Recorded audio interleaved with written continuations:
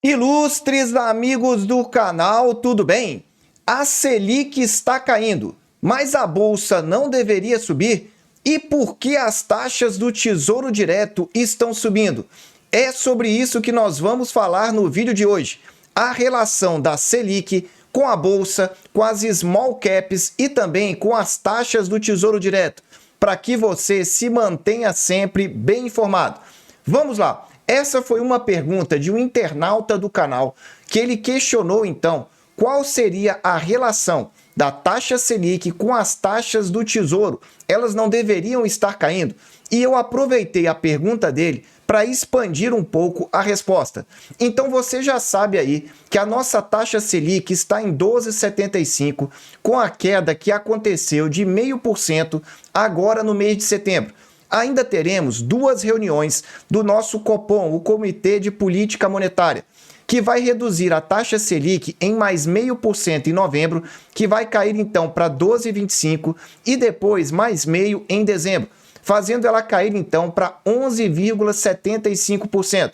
Essa daí é a expectativa então do mercado para dezembro, 11,75%. E agora nós vamos começar a responder essa relação. Taxa Selic, bolsa, taxas do Tesouro Direto, para você entender.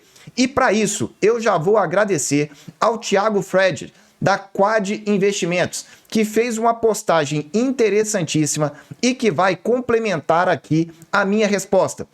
E ele colocou: a queda da taxa Selic não deveria impulsionar a bolsa para cima?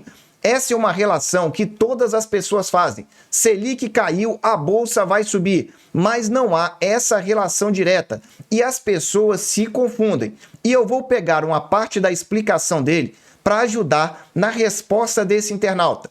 Ele diz: muitos investidores ficaram super empolgados com a taxa Selic caindo desde o início de agosto. Foi quando eu disse para você que o ciclo de queda começou e ele vai continuar ao longo dos meses e deve inclusive se acentuar em 2024.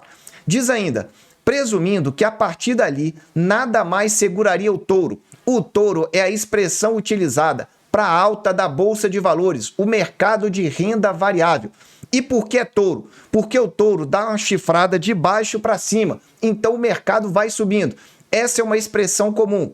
Só que ele diz: porém, contrariando o consenso, o que aconteceu foi justamente o contrário. Opa, então vamos entender melhor. O dia seguinte ao primeiro corte da taxa Selic, no dia 2 de agosto, marcou justamente o topo do Ibovespa. Então foi exatamente ao contrário do que muitos esperavam. As pessoas esperavam que a taxa Selic caindo faria com que a bolsa começasse a subir. Só que o que ele está dizendo foi o contrário. Quando a taxa Selic caiu, a bolsa também caiu. Mas calma que você vai entender tudo direitinho a partir de agora. Esse gráfico aí mostra a data do corte da taxa Selic. Repara que o Ibovespa, que era o principal indicador da nossa bolsa, ele estava acima de 122 mil pontos. É isso mesmo, mostrando aí o chamado topo duplo. Tentou bater o topo uma vez e agora pela segunda vez não conseguiu. E na data que eu gravo esse vídeo, o Ibov está em torno de 116 mil pontos. E aí você se pergunta: por que isso está acontecendo? Não seria o inverso? A taxa Selic então caindo e a bolsa subindo? Agora vem a explicação para você, internauta, que perguntou aqui. Ele diz ainda: muitos não sabem. E eu sei disso, muitos não sabem mesmo. Mas o que realmente faz preço dos ativos de risco são as taxas de longo prazo. Por que as taxas de longo prazo? Porque são elas que afetam o valuation de uma empresa. O cálculo do valor da empresa, do preço da sua ação, depende então da taxa. Mas que taxa? Não é a taxa Selic, que é de curtinho prazo. São as taxas de longo prazo. Os vencimentos, principalmente para 10 anos, porque eles são trazidos a valor presente para fazer então o fluxo de caixa descontado.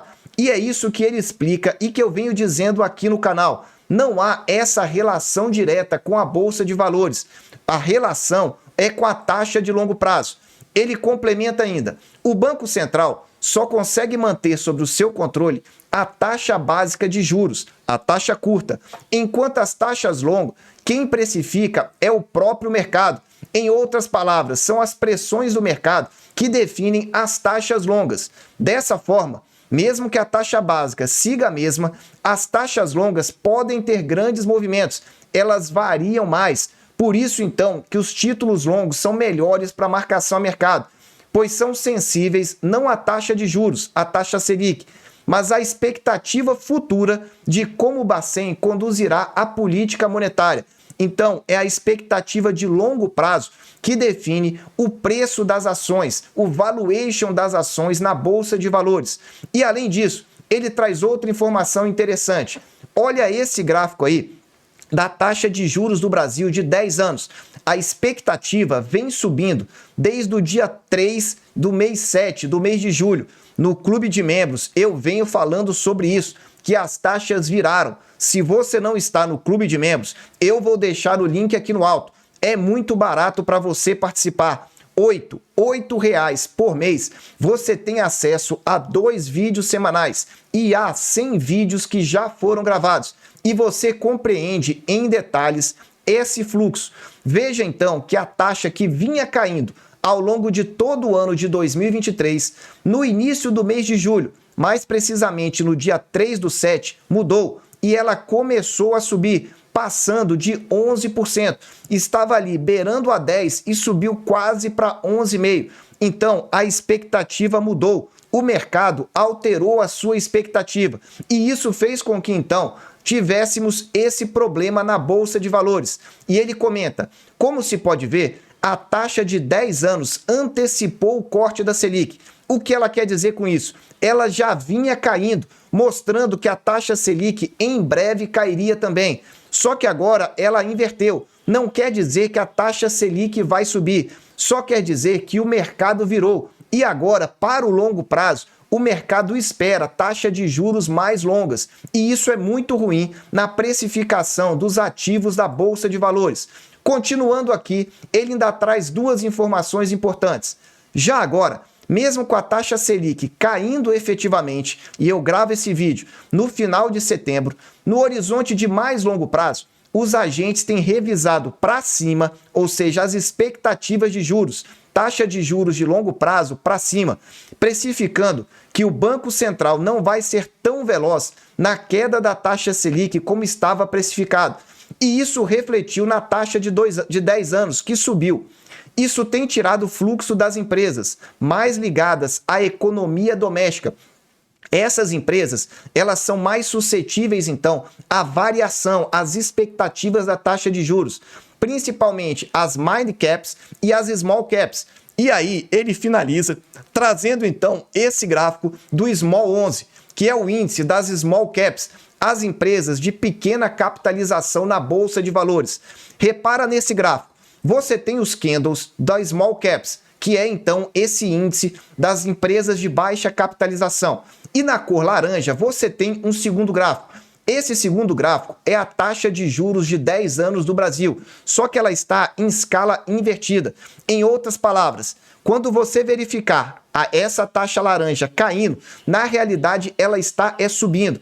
Quando você inverte, você consegue verificar claramente a relação entre esses dois. A taxa de juros de 10 anos influenciando diretamente a small caps e também a nossa Bolsa de Valores. Verifica aí à sua esquerda como eles são bem correlacionados. Aliás, eu diria que eles têm uma correlação inversa muito forte. Taxa de 10 anos e as small caps. E você verifica então que a taxa na realidade está subindo porque ela está invertida. Enquanto isso, o índice de small caps está caindo. E aí você se pergunta, mas por que as taxas longas subiram? Essa é a segunda pergunta que eu quero aqui responder. Qual é a razão para as taxas de juros no Brasil estarem subindo? Existem 2 principais razões. A primeira razão é essa. Recentemente, o Fed decidiu por manter a taxa de juros lá nos Estados Unidos.